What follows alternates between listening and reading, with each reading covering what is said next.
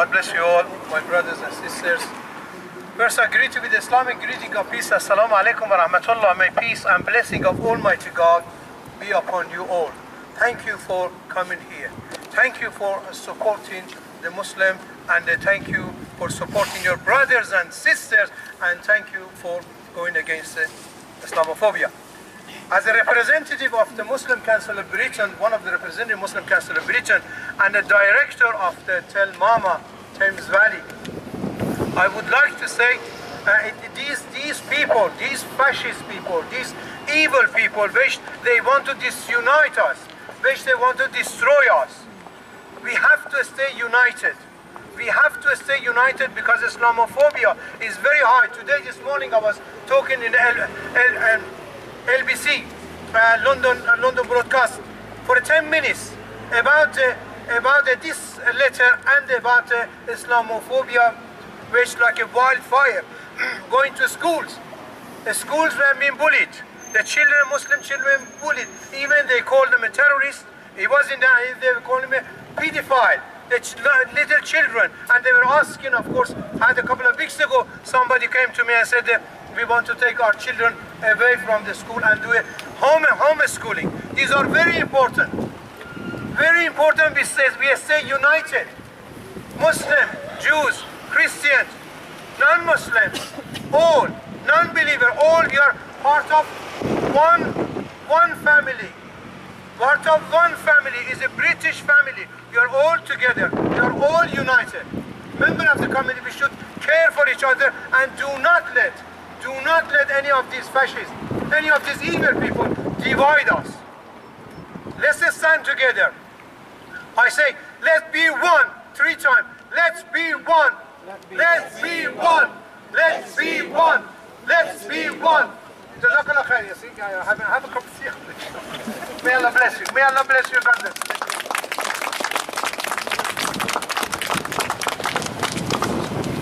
Since that famous vote in 2016, it seems to be that people feel they have a license to discriminate. And what horrifies me more than anything else, with reference to Islamophobia, is the number of people who are using Brexit as an excuse for Islamophobia.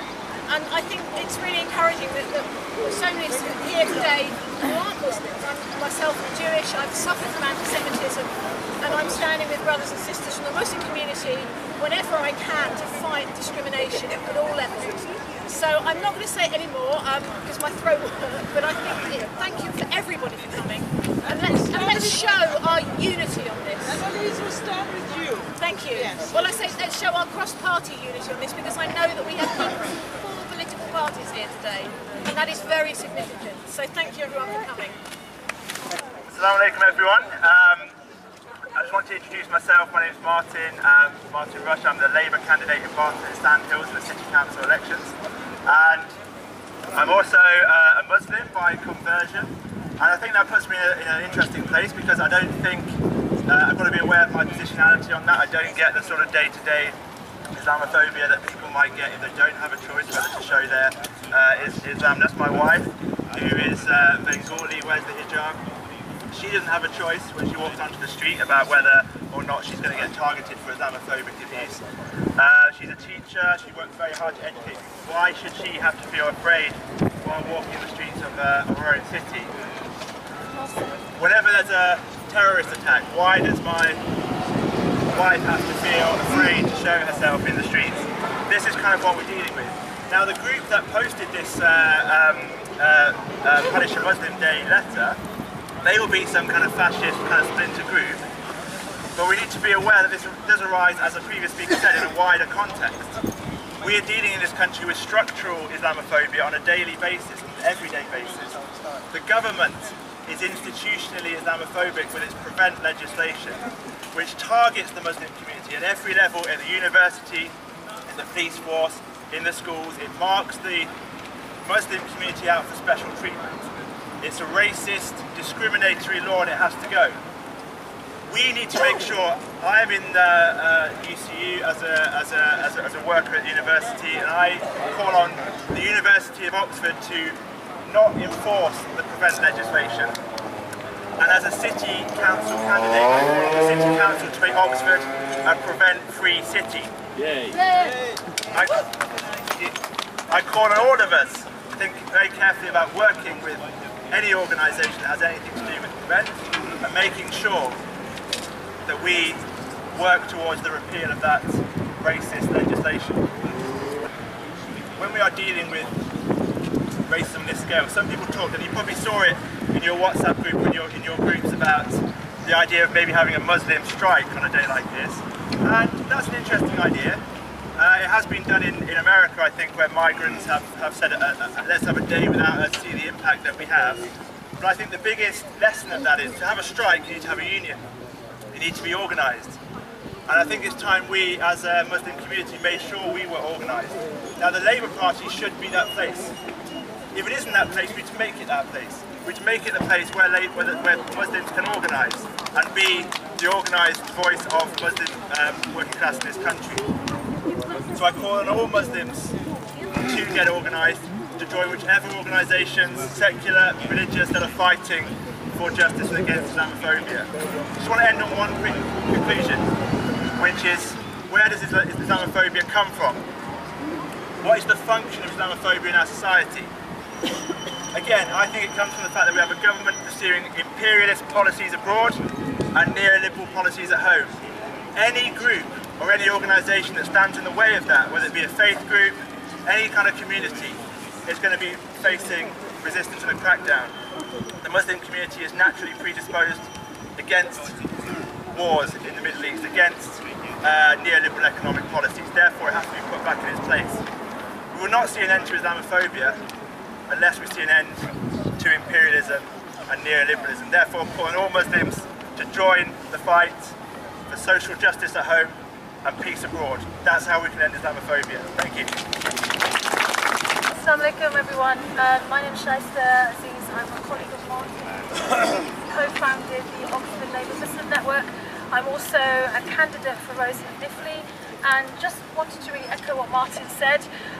We are facing an unprecedented crisis in our country, which has been manufactured by our politicians, most of whom frankly are a disgrace. The Brexit vote has led to record levels of hate crime being reported to the police, and these are the crimes that have been reported. There clearly are many crimes that have not been reported to the police because victims of racism, of anti-Semitism, of Islamophobia, of homophobia, of transphobia are fearful often of going to the authorities and are fearful of speaking out. I myself have heard this week from women, my sisters, Muslim women, British women like me, born and raised in our own country, who are fearful of going out. And in 2018, I think we need to take stock of this, that there are British women in our country today who have actually stayed at home, who have taken a day off work because they feel scared to go out on the streets of our country. If that doesn't tell us something is wrong, then nothing else will. However, let's be very clear here, there is a lot of hope. Good people are coming together across the country. There's many good people here, there's good people across the country, but we need to be less apologetic about coming together, and we need to be clearer and more strident in our countering all forms of bigotry, all forms of hatred. And I think what the most important thing is we need to come together to show solidarity with each other. If my Jewish cousins are coming under attack, I'm coming under attack. If my trans sisters are coming under attack, I'm coming under attack. If a black woman cannot walk the streets of my country because she's scared of what will happen to her, that is my problem, that is my business. If a Muslim woman is being attacked, that should be everyone's business, not just the Muslim communities. And tragically, because of the legal wars that have been fought in countries far away from here, the problem is that in the media there is a discourse that has been created which is us and them, and we need to challenge this head on. And more than often when we talk about Muslim communities, we talk about people as being separate to the rest of the country, but I want to make this very clear. Muslims are part of this country. We are part of the DNA of Great Britain. We have contributed massively, and even if we hadn't, we still do not deserve to be treated in the way that we are. Islamophobia is firmly mainstream, anti-Muslim hatred is firmly mainstream. If you just look at our newspapers, you can see what's happening. Final point I want to end on, there's a tweet that's been put out today by a pro-EU group. They have decided to superimpose the Mayor of London, Sadiq Khan, and on the title of this tweet it says London Star. And it is an absolute disgrace that this is happening in 2018. The fact that this has happened on the day of the so-called Punish a Muslim campaign is not by accident. These people are out to create fear and hatred, and what we have to do is counter it. And the best way to counter it is by doing what we're doing here, which is lots of different people from all walks of life coming together, but we need more of us, and this is our challenge. We need to build this movement, and we need to ensure that our voices are louder and stronger. We drown out all hatred. Thank you very much. Thank you very much, everybody, for coming. And I'm very sorry. I apologize on behalf of Annalise Dodd, our MP, who couldn't be here. She has sent some statement to read out. And I am so ashamed that we are talking about this today, in this world, 2018, in this century. And I assure you, we are all human beings, whether we are black, white, whatever religion we are. And Judaism, Christianity, Islam is Ibrahim religion, who have come from Prophet Ibrahim down to Muslims. So I don't know what is the fuss about, but I am really ashamed. Annalise Dodd says, I was appalled to hear that a number of Muslims had received disgusting punishment, a Muslim letter, punish a Muslim letter in the post. These vile letters suggested the racists would attack Muslim people today. The 3rd of April, horribly, a number of my Muslim friends and colleagues in Parliament have received the letters. Letter with suspicious parcels. Some of them contain noxious substance. Unfortunately, this has caused a lot of concerns among people both here in Oxford and across the country. It was absolutely right.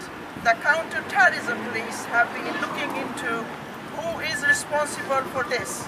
It has also been encouraging to see how quickly communities around the country have decided that they would make today a day of solidarity across communities and against Islamophobia, including here in Oxford. However, it is a matter of shame for me that many of the vile actions against Muslims, the latter have already been perpetrated against Muslims. People here in our city, I am particularly concerned about the fact that a reportedly growing number of women have abused verbally and physically, including by removing their hijabs. That's shameful.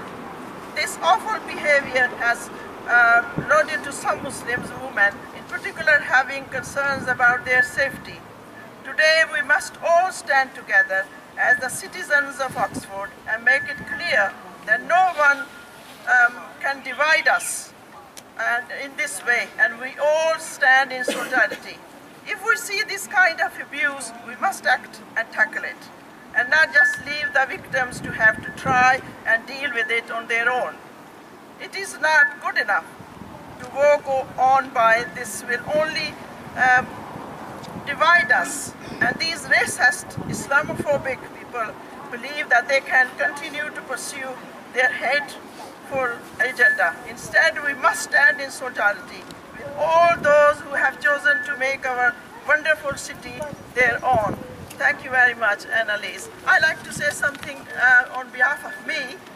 Our faith demands us to try and urge people in all parts of the world toward peace and justice and inequality.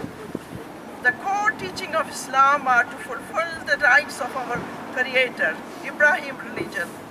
Jews, Christians, Muslims, to fulfill the rights of our fellow human beings. With all my heart, I pray that mankind comes to recognize its duty to one another, so that those who follow us remember us with pride and gratitude. Thank you very much. Thank you all. Britain's got a very proud tradition of fighting racism and for fighting fascism. You go back to the 1930s and the Battle of Cable Street, when the anti-Semites, the fascists, wanted to march through London. They were blocked by migrants from Ireland, from the Jewish community, from socialists and communists who stood together in the face of a racist and fascist threat. The 1970s, the fight in the National Front, more recently the BNP and the EDL, and we have broken these organisations. The challenge now is to fight the racism that's become normalised in the mainstream, where mainstream politicians feel they can scapegoat migrants, they can denigrate refugees, they can blame Muslims for problems in our society. And yes, we have real problems. Housing, education, a huge fall in living standards. We can't allow the people at the top of society to use racist scapegoating to divert the anger and attention of those issues away from where the problem belongs. The courts come from the top, racism comes from the top. We need to stand together against both of those things to be able to effectively change our society, stop the racist divide in us. Today's been made possible. We've had huge support. We've got a statement on the table that for people to sign. We've got signatories, we've got councillors from Labour and Green, we've got Annalise Dodds MP, support from local trade union groups, from refugee campaign groups, Oxford Refugee Solidarity, from Closed Campsfield, and lots of other people have signed. That's the kind of unity we need to build, and we have to say that we have to be prepared to mobilise. A lot of people are anti-racist. I think it's a very strong tradition in this country. Well, the argument is, it's not enough to be anti-racist in your head and in your home. You have to be able to come out like this. This is brilliant, but we need more of it. 20,000 people marched in London the week before last. 13 simultaneous demonstrations across Europe, particularly important in Austria where the FPO are in power. You've got fascists in power there. In Germany you've got the AfD. In Greece you've got Golden Dawn with their fascist gangs on the streets. There are protests in all these towns, in all these countries. And what we do here matters in the sense that when we do mobilise, it gives confidence to other anti-racists and it robs the racists of confidence, and that's what we've got to do. A 30% rise in racist attacks on the last year of recorded figures, predominantly against Muslims but also against Jews. We have to turn the tide against that rise in racist attacks. I'm confident we can do it. We've got a good tradition. It's a matter of carrying the argument that whatever our political differences, whatever our faiths are, that we can unite against a common enemy, against racism. Thank you very much, everyone.